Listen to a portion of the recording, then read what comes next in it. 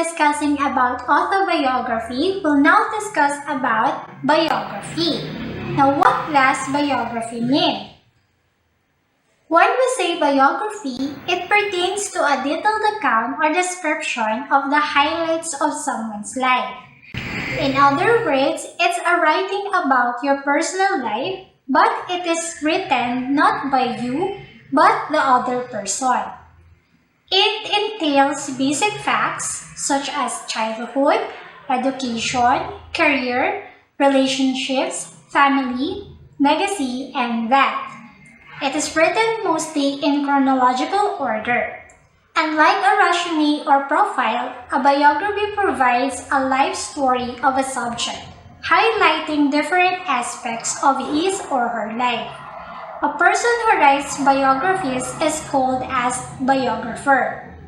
Here, in a biography, the personal pronoun used is usually in third person such as he, she, her, his, their, etc.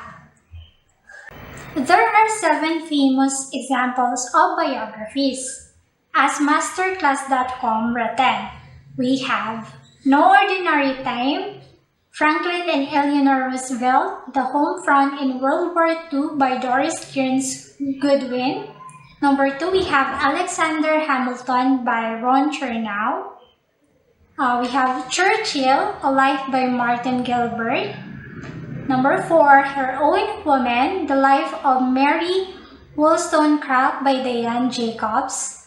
We have number 5, Hans Christian Andersen, The Life of a Storyteller by Jackie Woolslager.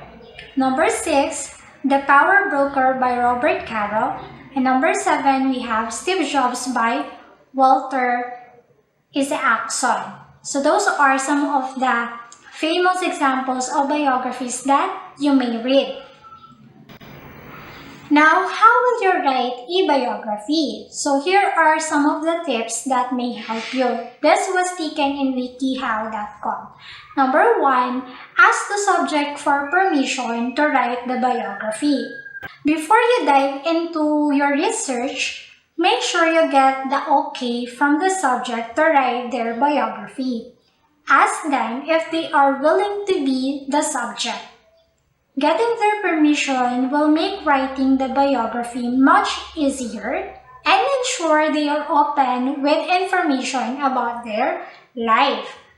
How about if the person is no longer alive? If that's the case, you obviously do not need to ask permission to write about them. Next, number 2, look for primary sources about the subject. Primary sources could include books, letters, pictures, newspapers and newspaper clippings, magazines, internet articles, journals, videos, interviews, existing biographies, or an autobiography by the subject. You must read a lot about your subject because whatever you must write here must be facts, not incorrect information. Next tip is number 3, conduct interviews with the subject and those close to them. Interviewing people will breathe life into your research. People you interview can tell you stories that you can find in a history book. Interview the subject as well as the people close to them, such as spouses, friends, business partners, family members, co-workers, and peers. You must conduct the interview in person, but since we are still in the middle of pandemic, you may do that by phone or through email.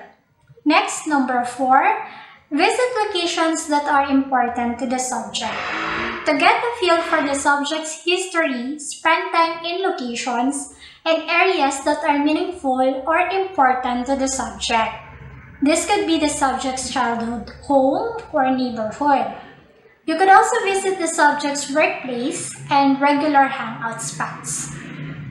Next, number 5, study the time and place of the subject's life. Contextualize the subject's life by looking at what was going on around them.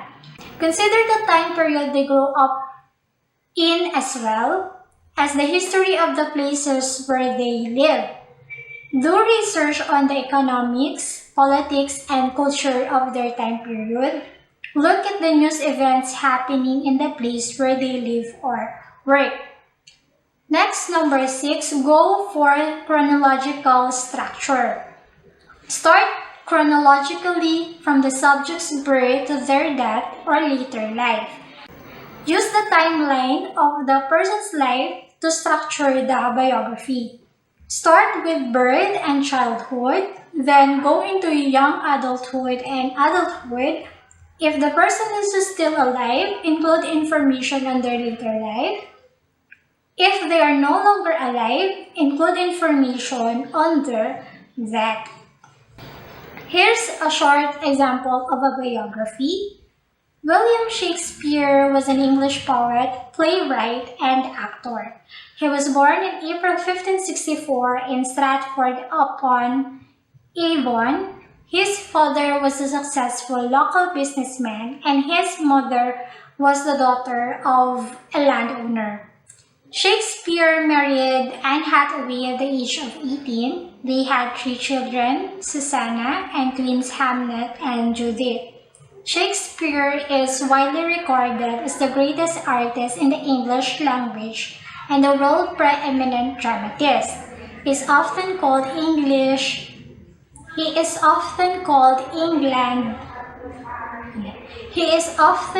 England's national poet.